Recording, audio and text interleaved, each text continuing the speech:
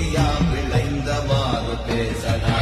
ஓம் நமச்சிவாய ஓம் நமச்சிவாய ஓம் நமச்சிவாய ஓம் நமச்சிவாய. தன் பாடல்களின் மூலம் ஒரு புரட்சியை செய்தவர் சிவவாக்கிய சித்தர். அவர் பாடிய பாடல்தான் இது. மாதந்தோறும் பெண்களுக்கு இயற்கையாகவே வரும் தூய்மை எனப்படும் உதிரப்போக்கு. அவள் தூய்மையானவள் என்பதற்கு சான்று.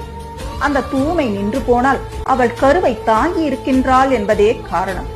அந்த தீட்டில் கலந்தே உடலும் உயிரும் வளர்ந்து உருவாகி ஜனிக்கின்றது.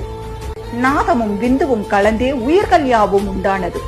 இதில் நாதமேது, வேதமேது, நற்குலங்கள் ஏது, எல்லாம் அந்த தூய்மையிலிருந்தே தோன்றியுள்ளது என்பதை அறியாமல் வேதங்களை வேறு வாயால் ஓதுவதால் மட்டுமே உயர்ந்த குலம் எனும் பேசும் வேதியரே, நீங்கள் இந்த புவியில் இவை இல்லாமல் தானாகவே பிறந்தீர்களா?